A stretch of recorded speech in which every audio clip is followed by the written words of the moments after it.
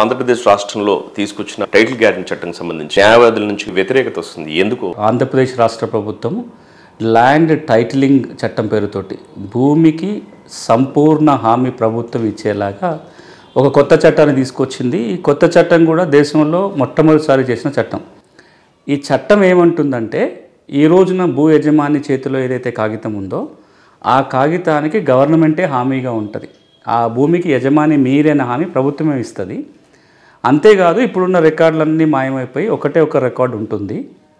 ఈ ఒక రికార్డు ఉండి రైతు చేతిలో పట్టాకి ప్రభుత్వం గ్యారంటీ ఉంటుంది. కాబట్టి ఒకవేళ భూ యజమానికులు ఏమైనా ఇబ్బంది కలిగినా సరే ఇన్సూరెన్స్ కంపెనీ వాళ్ళు డబ్బులు ఇస్తారు అనేది ఈ చట్టం యొక్క సారాంశం. దాన్ని మనం టైటిల్ గ్యారెంటీ చట్టం అంటున్నాము, లేదా భూ హక్కుకు హామీ చట్టం అని అంటున్నాం.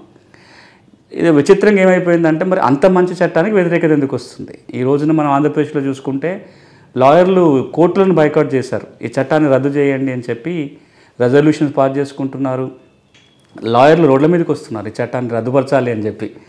అంతేకాదు, చాలా ప్రజా సంఘాలు కొంతమంది వ్యక్తులు మాట్లాడుతూ మొదలుపెట్టింది ఏంటంటే, ఈ చట్టం వల్ల రైతుకి నష్టం జరుగుతుంది, ఇబ్బంది జరుగుతుంది, కాబట్టి ఈ చట్టం నల్ల చట్టం, ఈ చట్టాన్ని రద్దుపరచాల్సిందని ఒక వాదనలు మీరు అన్నట్టుగా బలంగా వస్తున్నాయి.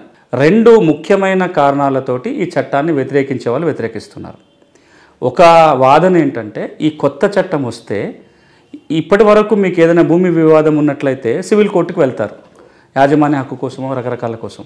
ఈ కొత్త చట్టం ఏమంటుందంటే, సివిల్ కోర్టుకు అధికారం ఉండదు, భూమి హక్కు ఎవరిదో తేల్చే అధికారము కొత్తగా ఏర్పాటు చేయబోయే ల్యాండ్ టైటిలింగ్ అపిలేట్ అథారిటీకి ఉంటుంది.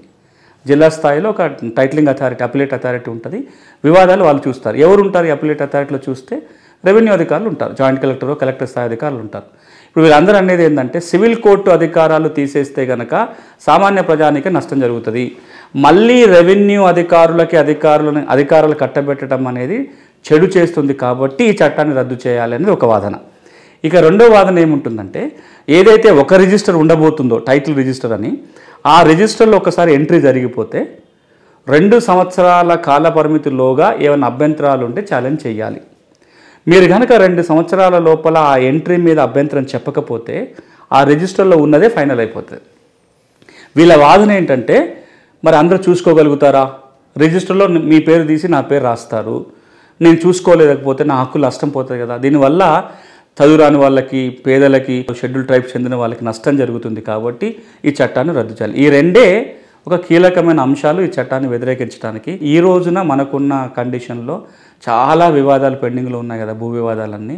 మరి అట్లాంటప్పుడు మీరు టైటిల్ గ్యారెంటీ ఎట్లా ఇవ్వగలుగుతారు అనేది నల్ల చట్టము అని ముద్ర వేసి ఈ చట్టాన్ని వ్యతిరేకిస్తున్న వాళ్ళ వాదన.